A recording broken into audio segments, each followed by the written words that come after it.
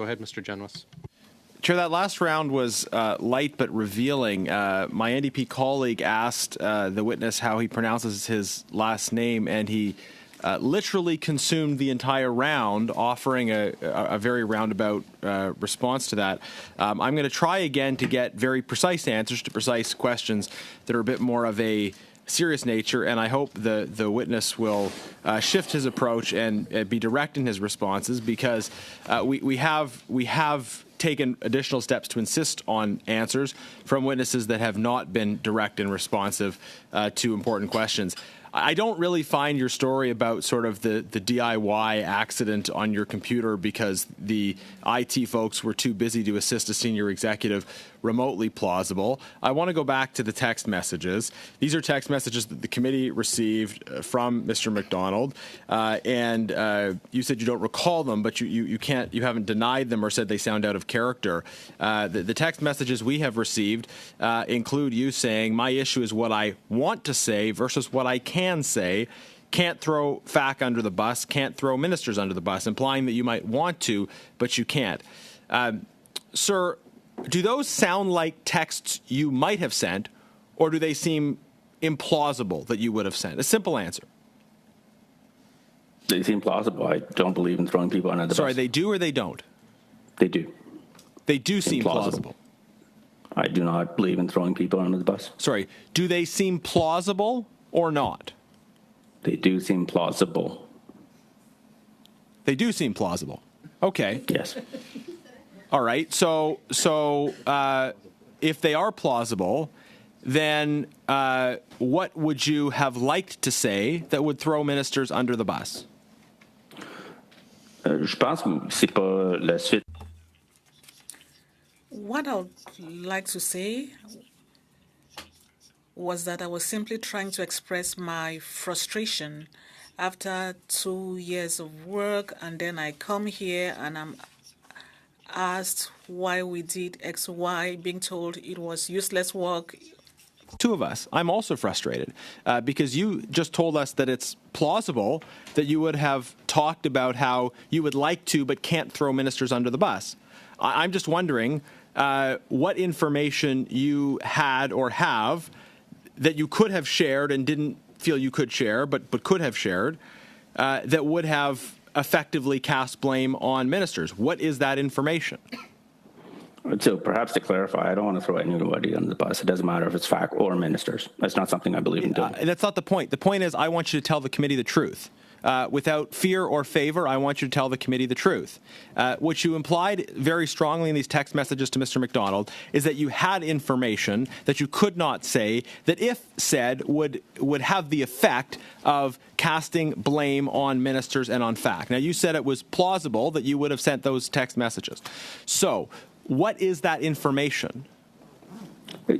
That implied. It's implied by who? By you in text messages that you sent to Mr. MacDonald that have been provided to this committee. That's not how I interpret those text messages. This is what the text messages say, sir, and we're getting to time without you having provided any answer. You said, my issue is what I want to say versus what I can say. Can't throw FAC under the bus, can't throw ministers under the bus. I've read these a dozen times so far. Could you explain to us? That. I can't throw people under the bus. Right. But you said before that, my issue is what I want to say versus what I can say. So you were saying there are certain things you can't say that you want to say. So what are the things you can't say that you want to say that, if said, would cast blame on ministers of the Crown? Hang on, let me try to follow that one. Mr. Chair, I'm trying to answer. What I can say is express my frustration in committee because we're here to talk about facts and evidence. So I can't express how tired I was at the time. I can't express how frustrated I am that my entire teams worked so hard to then have this application. You know, the problem is this isn't a question about your feelings or your frustration. This is an important issue of the public interest, and I'm trying to get an answer from you about what you said in these text messages. So, Chair, I would like to ask that the committee instruct the clerk and analyst to prepare a report to the House, which the Chair shall table forthwith, outlining the potential breach of privilege concerning Minh Doan's refusal to answer those questions which the committee agreed to put to him and his prevarication in answering others. I think it's clear why this is necessary. I agree. Excuse me just 2 seconds.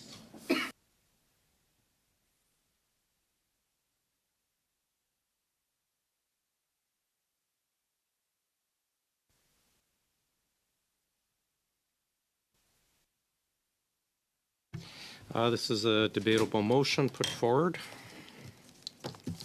I'll start speaking this. Did you want to comment on it first? Then we'll go to Mr. Kuzmierczak. Mr. Kuzmierczak? Sir, your hand is up, Mr. Kuzmierczak. Yes, I do apologize. I'm just waiting for Mr. Sorry, my my earphones have been disconnected. 1 second. Why don't We can just go to. We'll go to Ms. Mr. Jen. Please. Thank you, Mr. Chair. I mean, I can appreciate what Mr. Jennings is trying to do here, but I do feel that the witness was trying to be as forthcoming as possible. Some of the questions he very clearly answered several times, and then was told to say he actually wasn't answering the question as directly as he had been. I really don't want to see us in another situation where we're calling someone to the bar for admonishment in the House. It's quite I think an embarrassing affair, and I don't think that we need to go down that road again. I do think that Mr. Doan is being as truthful as he can with us.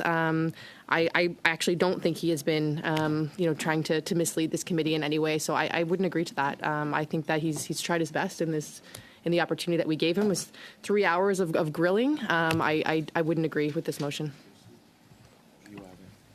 Mr. Kuzmierczak? Yes, thank you, Mr. Chair, and I appreciate the patience as I got my headphones plugged back in. We've listened today to Mr. Doan provide 3 hours of grueling testimony, and was received tough questions from all members around this committee. Mr. Doan has appeared here under difficult circumstances, knowing that he shared with us some very personal information, which is regarding his health condition, and that should not be taken lightly, and was here for 3 hours, fielding very, very tough questions from all of the members of this committee, and I commend him for that. He has answered every question to the best of his ability and forthright, and not only that, but has offered to provide additional evidence and information, and again. He tried at every occasion, was forthright with his answers. What he didn't provide is he didn't verbatim answer questions that the Conservative MPs tried to put in his mouth, and that's what we just saw over the last number of rounds of questions. Is the Conservative MPs were trying to put answers and words in the mouth of Mr. Doan.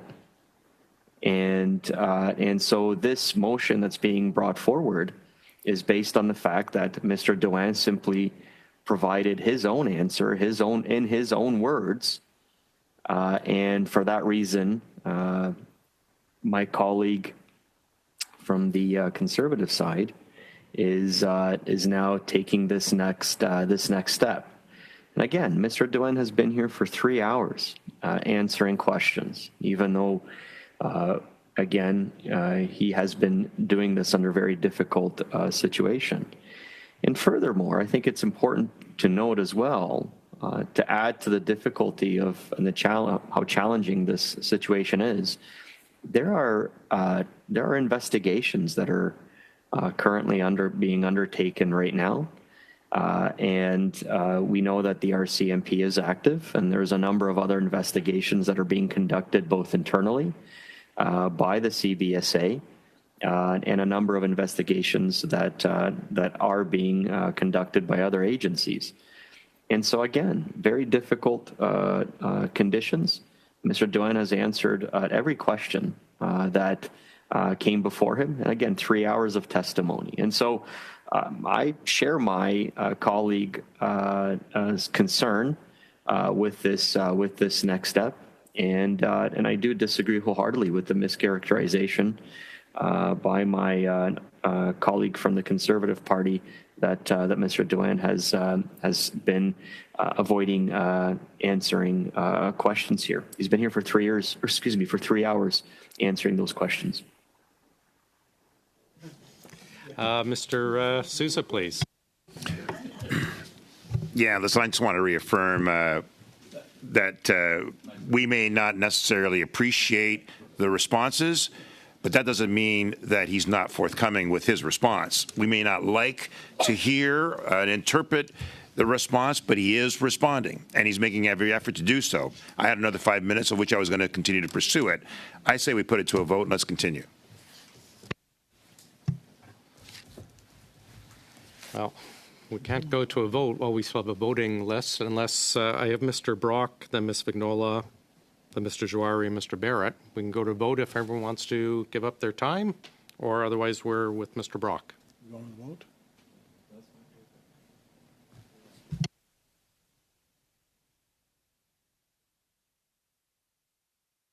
Mr. Brock, go ahead, Mr. Brock. I'm withdrawing. I'm withdrawing.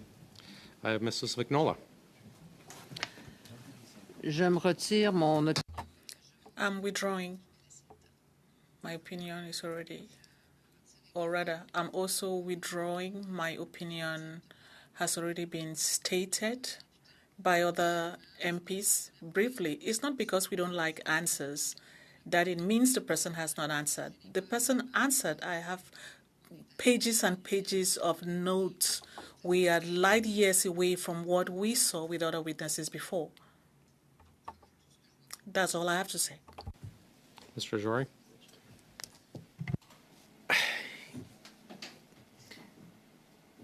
I'm going to withdraw. Mr. Barrett. Yeah, Chair, I would just say a couple things very quickly with respect to colleagues' comments on Mr. Genuis's motion. Mr. Doan lied. So I don't know if he was lying then or if he's lying now, but there are several examples. I see everyone's withdrawing, so we can bring this to a vote. Let's bring it to a vote. But I read the evidence from a previous appearance by him where he said one thing, and then today he said the exact opposite thing with respect to the then saying he was in the middle of a competitive process with Treasury Board, today him saying not. Also, varying answers. He went through a range of answers on whether or not companies were associated with the presentations in the slide decks. There were no logos. There were no companies associated. Oh, they changed over time. They disappeared at some point. Well, which is the answer? We got multiple different answers. And this is a problem that we have. Pardon me? Sorry. So my bad. My apologies. So this is a problem that we have. We have come as parliamentarians to just accept that people can come before us and that they can lie and that they can refuse to answer questions and that there's no consequence. Why would anyone come here and tell the truth if there's no consequence for it? I can tell you, I was absolutely not embarrassed by the questioning of Mr. Firth when he was admonished at the bar. He was found by the House of Commons, by Canada's Parliament, to be in contempt. That wasn't a conservative smear job. That was a failure by that individual. It was a failure of his character. It was a failure of his integrity, and he was rightly admonished. The only thing that's a shame is that there weren't more severe consequences for that contempt that individual showed for Canadians who elected us to come here and to get answers for them. So when we hold people to no standard, then we get no quality from people who are looking to protect themselves instead of being accountable to the people who were sent here by Canadians. We each represent about 100,000 people, and they expect us to be honest and forthright, and the same is true for witnesses who come before committee. The witness today swore an oath, and it is black and white. He lied. He lied. So if it's uncomfortable for people to, for members of the other parties, if it's uncomfortable for Liberals, I know Mr. Kusmarchuk said that that it's because Conservatives want to put words in Mr. Doan's mouth. Well, let's just look at his words, where he said one thing at one meeting and something different at today's meeting. So were you lying then, or are you lying now? Those are the only, that's the binary that we're left with. To say nothing of the fact that it's absolutely preposterous, his claim about how the data was corrupted on his laptop. It's ridiculous. It's absolutely ridiculous.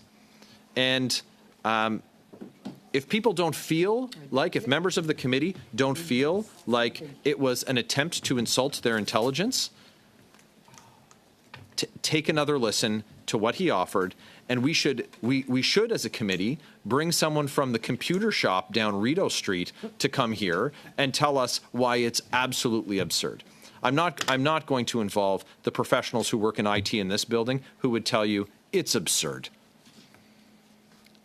Control-C, Control-V, you've got to be kidding me. More like Control-X and delete. It's behavior unbecoming of a public servant, and it's absolutely unacceptable behavior by a witness coming before a standing committee of a House of Parliament. Absolutely unacceptable. So does that warrant a conversation by the full House when the privileges of parliamentarians are breached? Absolutely it does. And the remedy is something that should be decided on by the House. I'm absolutely not in the least bit disappointed or ashamed, as other colleagues suggested, about how someone who lied to Canadians was simply asked to answer questions at the bar truthfully and to accept a verbal admonishment. And with respect to the quote-unquote grueling conditions today,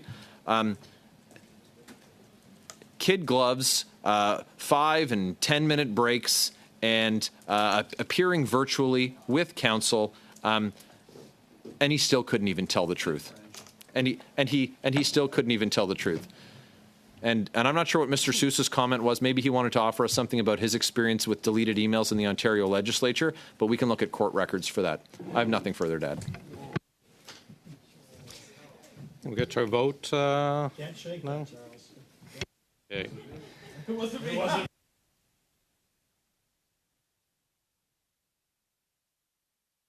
Charles Sousa. Okay, we will go to a vote. Recorded vote, I assume. Ms. Atwin, Opposed. Mr. Baines, No. Mr. Johari, Against. Mr. Kusmirchuk, No. Mr. Sousa, No. Mr. Barrett, Yes. Mr. Jennings, Yes. Mr. Brock, Yes. Madame Vignola, No. Mr. Backrack. No. So yeas pour 3, and nays contre 7. So defeated.